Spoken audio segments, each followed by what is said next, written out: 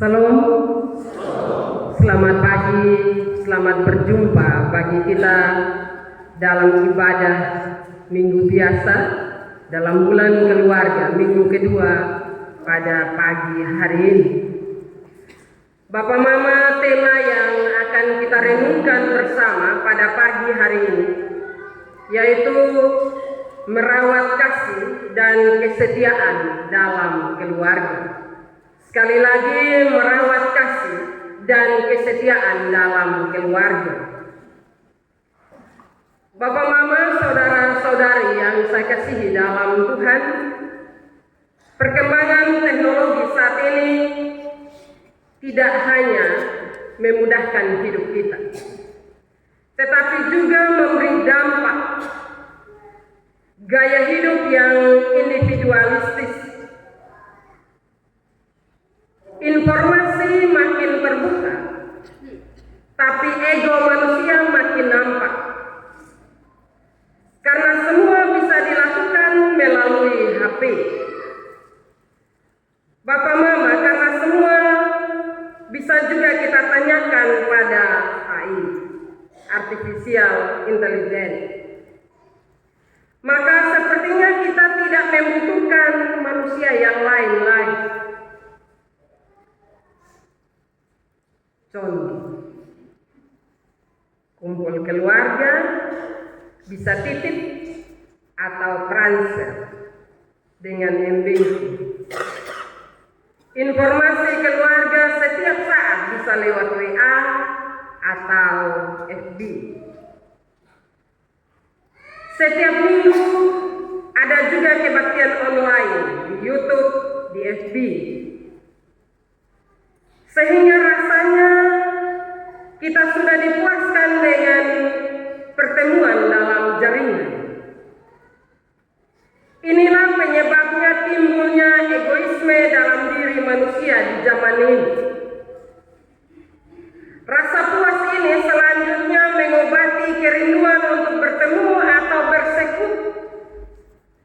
Sehingga lama-kelamaan cinta kasih yang nyata, kehadiran yang utuh secara jasmani dan rohani di tengah keluarga atau dalam persekutuan jemaat mulai luntur atau bahkan mulai hilang.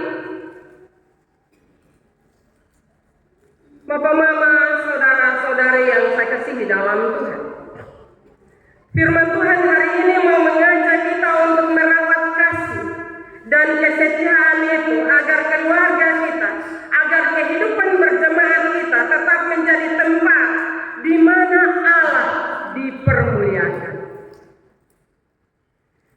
Firman ini Bapak Mama menunjuk kepada pentingnya kasih dan kesetiaan dalam kehidupan keluarga Kristen. Kasih dan kesetiaan merupakan dua karakter inti dari Allah kita yang disampaikan kepada Musa setelah Musa memahat dua lebat yang diberikan Allah. Setelah Musa memahat dua lebat, yang pertama dirusakkan dan yang kedua Musa harus memahatnya kembali. Bapak Mama, saudara-saudara yang saya kasihi dalam Tuhan, itu bisa kita baca dalam Keluaran pasal 34 ayat yang ke-6. Kedua karakter Allah ini yang oleh Salomo dalam ayat 3 dari kitab Amsal kita baca tadi, di mana dinasihatkan agar jangan sampai itu meninggalkan diri kita. Jangan sampai karakter Allah itu meninggalkan diri kita. Karena kasih dan kesetiaan itu adalah Allah, maka jangan sampai Allah meninggalkan hidup kita.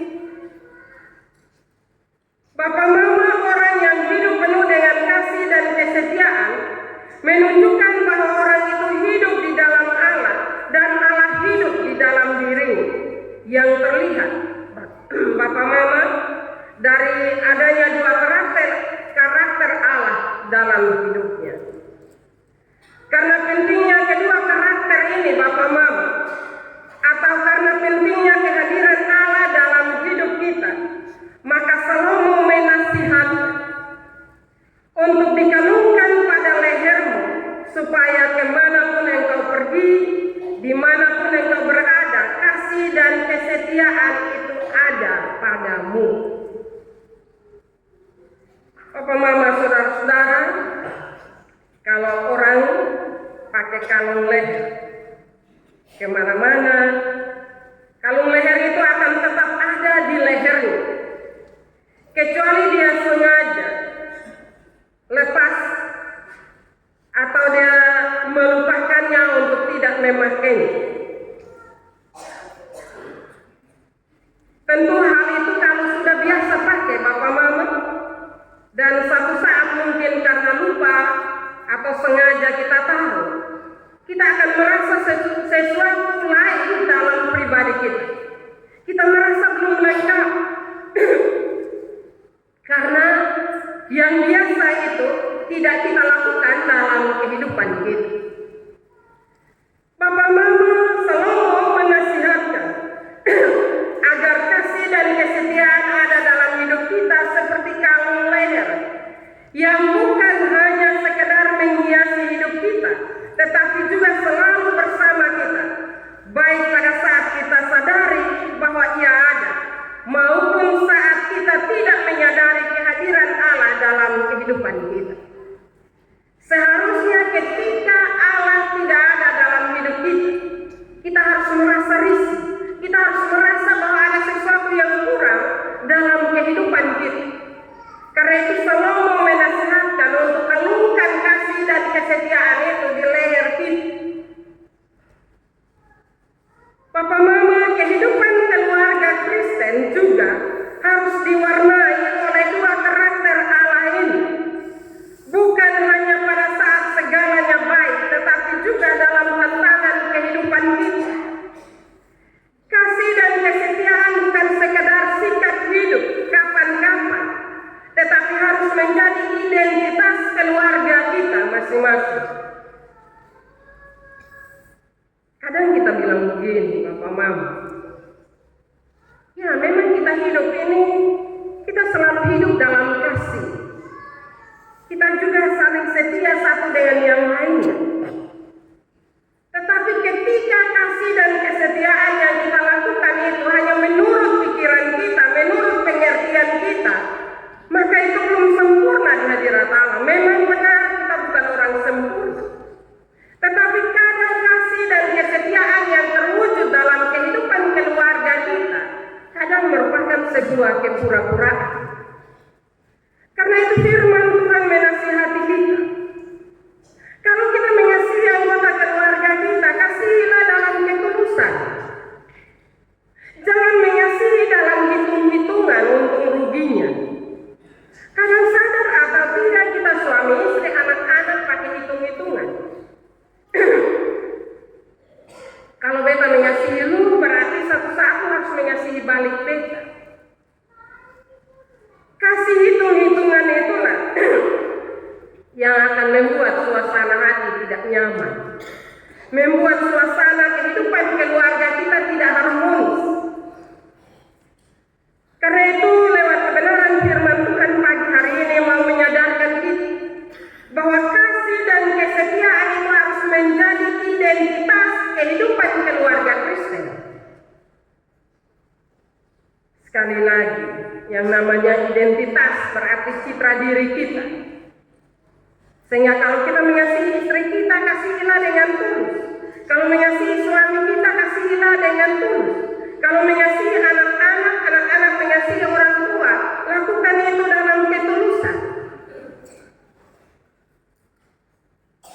Kadang dalam hidup keluarga, suami suka kasih istri uang, 1 minggu kemudian suami bilang minggu lalu dikasih uang itu pakai untuk apa-apa saja. Padahal kadang suami kasih uang habis diminta kembali juga. Demikian juga sebaliknya istri. Istri kasih anak-anak uang 1 bulan yang lalu. Di bulan berikut istri bilang, anak minta ulang, istri mulai hitung. Pilih apa sah? Anak mulai hitung kembali, Orang tua bilang, soalnya bisa perlu penghitungan. Akhirnya sekali lagi keharmonisan keluarga. Karena kita ukur dengan materi. Kasih mulai luntur, kasih mulai hilang.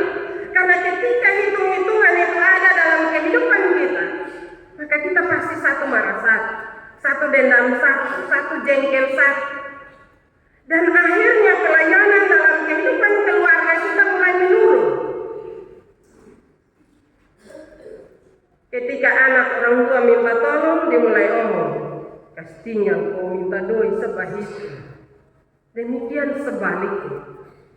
Karena itu Bapak Mama, firman Tuhan pagi hari ini mengajak kita, menasihati kita agar kasih dan kesetiaan itu sekali lagi jangan pura-pura, tetapi kasih dan kesetiaan itu harus tulus kita praktikkan dalam kehidupan keluarga kita. Bapak Ibu saudara-saudara yang saya kasihi dalam Tuhan kita Yesus Kristus, nasihat berikut dari firman Tuhan pagi hari ini adalah hidup dengan percaya dan berserah kepada Tuhan. Memang benar bahwa Tuhan menganugerahkan akal budi dan pengertian kepada kita, tetapi firman Tuhan juga berikan hati dan perasaan sebagai kontrolnya, agar kita tidak hanya bersandar dan mengandalkan pengertian dan kepintaran kita sendiri, tetapi lebih bersandar pada hikmat yang dari Allah. Sekali lagi Tuhan mengaruniakan akal budi dan pengertian kepada kita, tetapi mintalah Tuhan supaya Tuhan menguasai perjalanan kehidupan kita, dan juga mintalah hati yang berserah agar hidup kita selalu dikontrol oleh Allah, sehingga kita tidak mengandalkan kemampuan kita, tetapi kita selalu mengandalkan hikmat dari Allah.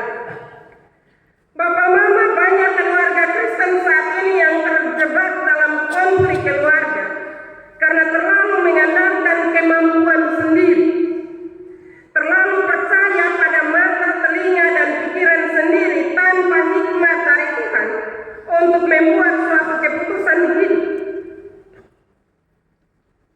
Sering kita menasihati orang, kita bilang, menurut beta harus begini. Pertanyaan bagi kita, menurut beta itu sesuai dengan hikmat Tuhan, sesuai dengan kebenaran firman atau belum?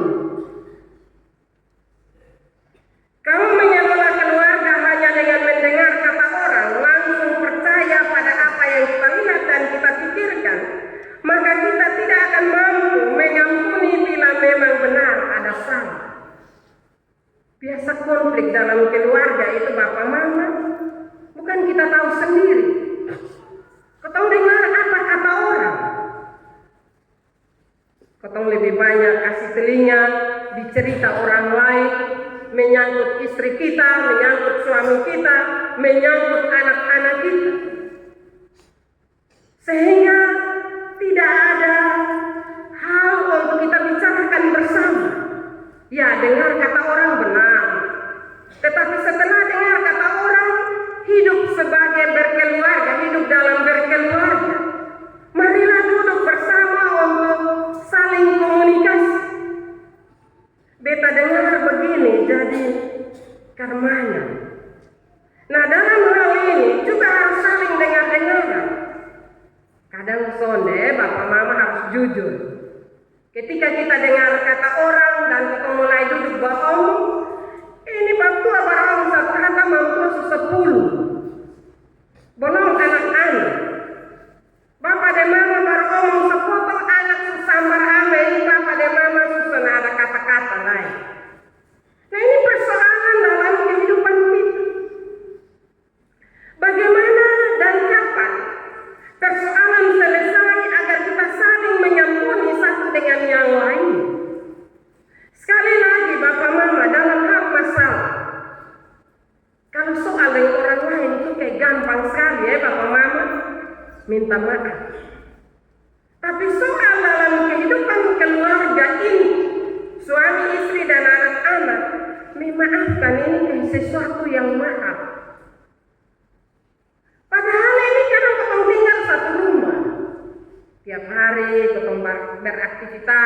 satu lihat satu, tetapi kayak pun susah lagi. Karena itu firman Tuhan pagi hari ini sekali lagi mengingatkan kita, menasihati kita. Ketika kita mengampuni suami kita, memaafkan istri kita, memaafkan anak-anak kita, itu karena kasih. Karena Allah telah lebih dahulu mengasihi kita. Sehingga kita tidak berhitung. In hari bekas maaf selalu. Tapi lu ingat baik-baik pakai tekan. Sekali lagi lu habis. Persoalan ini Bapak Mama membuat kasih itu mudah, membuat kasih itu luntur. Karena itu mari kita kembali kepada kebenaran firman Tuhan pada pagi hari ini. Kalungkanlah kasih dan kesetiaan itu di lehermu. Bapak Mama, saudara-saudara yang saya kasihi dalam Tuhan. Kalau kita hanya mengandalkan pikiran logis kita tanpa hikmat dari Allah, maka siapa yang tidak bersungut-sungut? Siapa yang tidak mengomel? Kalau ketika pulang pelayanan, pulang kerja, atau pulang dari sawah, pulang dari kebun, pulang dari kantor, masih harus melakukan berbagai tanggung jawab. Hal-hal kecil Bapak Mama, tetapi itu akan menimbulkan sakit hati. Misalnya, saya suka ambil contoh-contoh yang kecil ya Bapak Mama. Ketika lapar-lapar, pulang bernasi senada. Itu damai sejahtera dong, terbang hilang ya Bapak Mama. Ini ada lapar berat lain, baru mejikom kosong, periuk kosong. Karena itu Bapak Mama, saudara-saudara yang saya kasihi dalam Tuhan, untuk kasih dan kesetiaan tetap ada di leher kita, marilah kita saling melayani satu dengan yang lain dan minta hikmat Tuhan untuk menyertai anggota keluarga kita masing-masing, sehingga kita tidak mementingkan diri sendiri. Contoh praktis yang lain, anak-anak kita, ketika orang tua kerja setengah mati bercuci piring dan seterusnya, anak urus main HP, dong 12 tahun. Dong anggap itu tugas bapak dan mama. Nah bagaimana mama tidak mengomel? Bagaimana mama tidak marah? Kadang anak-anak juga dengan lancar mengaku itu memang tugas. Bukankah itu akan membuat kasih dan kesetiaan itu mulai luntur pelan-pelan? Karena itu Bapak Mama firman bilang, hai anakku, janganlah engkau melupakan ajaranku dan biarlah hatimu memelihara perintahku. Pelihara perintah Tuhan dalam kehidupan kita, suami, istri, dan anak-anak. Pelihara perintah itu dalam kehidupan kita. Kalau kita pelihara hikmat itu dalam ajaran firman Tuhan itu dalam kehidupan kita, maka kehidupan kita akan menjadi kehidupan yang memuliakan Tuhan dan kehidupan yang penuh dengan kasih. Tetapi kalau firman itu tidak kita pelihara, kita tidak jaga Bapak Mama, maka kita akan hidup dalam egoisme. Kita akan hidup untuk mementingkan diri kita masing-masing. Ya lu kerja karena lu pekerjaan, beta bermain HP karena beta mau. Nah ini akan menimbulkan sakit hati. Ketika menimbulkan sakit hati, maka sekali lagi kita lupa ajaran firman Tuhan, dan kita juga mengasihi, tetapi mengasihi setengah-setengah, bukan mengasihi utuh. Bapak Mama, nasihat yang berikut diambil dari firman Tuhan ini adalah hormati Tuhan dalam segala hal, termasuk dalam pengelolaan berkat-berkat Tuhan yang Tuhan beri dalam hidup kita. Hidup dari semua berkat yang kita peroleh, baik itu sedikit atau banyak, semuanya dapat